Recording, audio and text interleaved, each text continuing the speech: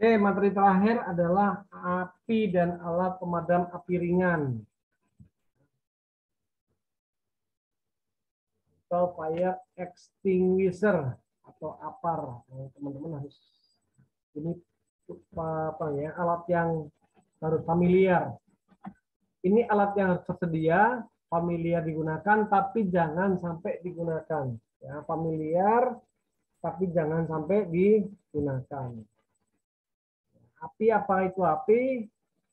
Teman-teman udah paham lah ya, ada segitiga panas. Jadi ada segitiga api, kalau dulu segitiga api, kalau sekarang adalah namanya tetrahedron api. Jadi dulu itu materinya adalah segitiga api, sekarang berganti menjadi tetrahedron api. Api adalah reaksi kimia yang berantai. Diikuti evolusi cahaya, perubahan cahaya dari cahaya menjadi panas dan menjadi titik nyala api dan menjadi api. Ya, ini masih materi yang lama adalah materi segitiga api. Kita pakai yang ini aja yang lebih simpel. Segitiga api itu apa aja? Adanya udara, oksigen yang kaya ya, oksigen yang kaya, kemudian bahan bakar, kemudian adanya nyala, titik nyala api. Jadi teman udah paham lah ini ya. Kita mengenal dengan namanya triangle. The fire triangle. Oksigen paling tidak 21%. Ya, oksigen 21%. Jadi kalau kita bernapas kurang dari 21%, kita sering ngantuk, pusing, dan lain-lain. Makanya orang yang pakai masker kelamaan, maka tidak mendapatkan asupan oksigen yang cukup. Makanya apa? Orang pakai masker pasti ngantuk, orang pakai masker pasti pusing. Ya, karena oksigennya tidak masuk hidung, tidak masuk paru-paru, dan tidak didistribusikan untuk mengikat sel darah merah yang dipompa ke dalam otak. Ya, makanya kalau kebanyakan pakai masker pusing. Kemudian bahan bakar, ya, baik itu solid, liquid, cair, ataupun gas. Kemudian adanya titik nyala api.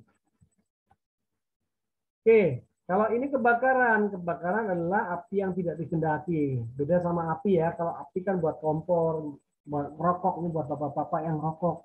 Maaf kalau saya nggak ngerokok, saya anti ngerokok. Makanya teman-teman kalau mau main ke rumah saya larang untuk merokok dalam rumah. Ya, saya tuan rumah, saya melarang teman-teman yang main ke rumah saya untuk merokok dalam rumah. Kalau mau merokok, ayo silakan di luar.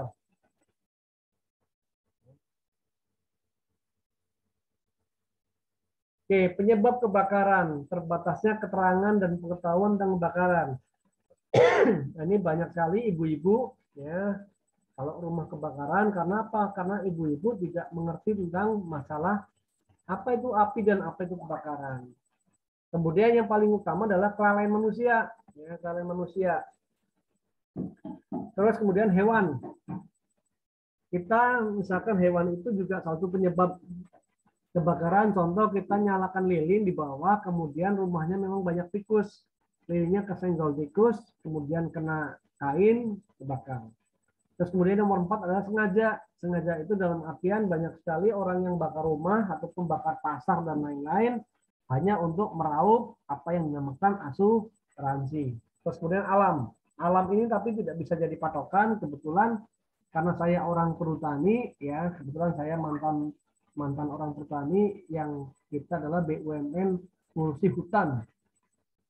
Jadi kalau ada kebakaran hutan itu juga bukan serta-merta ada namanya pembakaran sendiri atau self ignition, ya penyalaan diri. Ada yang mengatakan dulu, Bapak itu kebakaran hutan, hutannya karena bergesekan batang dengan yang lain. Enggak, kalau saya mengatakan enggak mungkin, ya tidak mungkin. Itu perlu waktu dan intensitas yang sangat lama kalau untuk antara kayu dengan kayu bergesekan dan harus konstan. Padahal kalau kita lihat namanya angin, angin berhembusnya tidak konstan. Oke, akibatnya apa? Rugi harta benda, korban jiwa, rugi usaha dan lain-lain. Kemudian ekonomi sosialnya pasti akan menurun ya.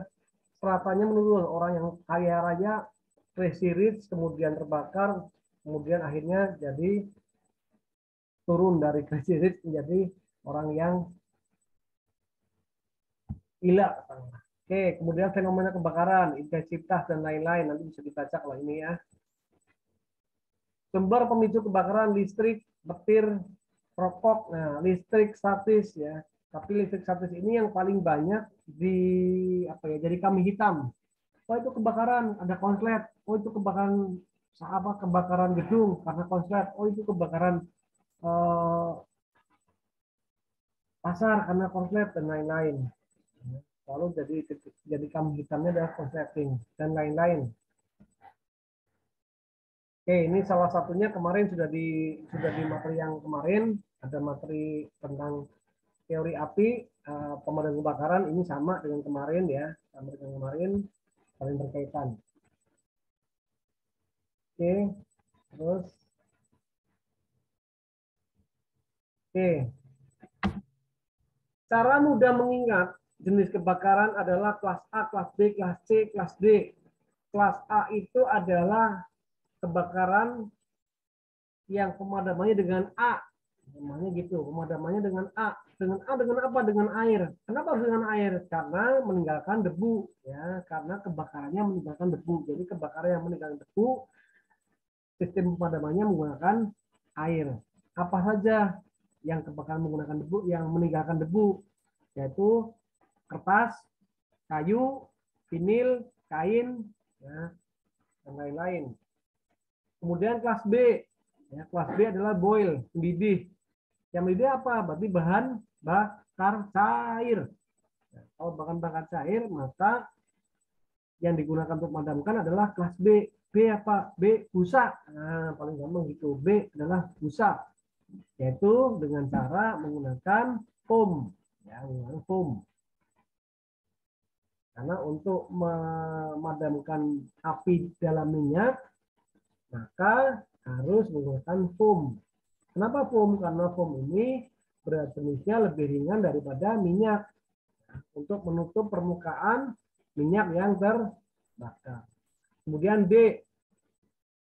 D adalah pembakaran dense material ke mudah padat ataupun kalau ada yang terjadi smelting, pengecoran besi dan lain-lain, ini menggunakan D dengan powder. Nah, ini jenis-jenisnya, jenis-jenis alat pemadam api.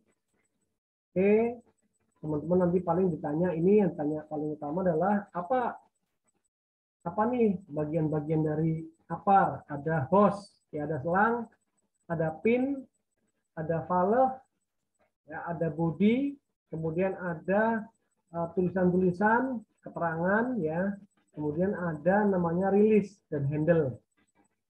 Oke, nanti kok ini jadi target, jadi baca. Oke, ini tadi udah jelasin. Oke, ini sudah saya jelaskan ini.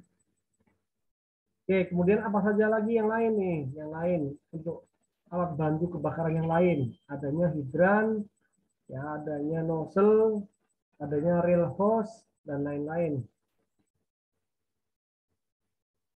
Oke, bagaimana ini? Ini juga di ujian ditanyakan. Bagaimana cara menggunakan pemadam api jenis apar? Tarik, cabut pin, ya, cabut pinnya dulu. Kemudian lihat arah angin, ya, lihat arah angin. Kemudian tekan handle, kemudian semprotkan dengan cara mengayun, ya, dengan cara menyapu, mengayun. Ini gampang. Nah, ini rumusnya adalah PASS, PASS, pull, aim, squeeze, sweep, sweep, menyapu. Oke, kemudian ini ya, caranya sama juga. Jarak jangan terlalu dekat, tidak boleh terlalu dekat. Minimal, maksimal dekatnya hanya 2 meter, hanya dekatnya maksimal. Itu pun melihat jenis apinya. Kalau terlalu besar, tidak boleh terlalu dekat. Kemudian ikuti arah angin, ya. Ikuti arah angin, jangan melawan angin. Jangan melawan angin. Kemudian nyemprotnya jangan ke lidah apinya, tapi nyemprotnya adalah ke titik pusat terjadinya kebakaran. Oke, selesai. Sudah Saya kira teman-teman karena sudah pengalaman di dunia kerja, lebih mudah lah kalau ini. Oke. Jadi materi apa sudah selesai ya.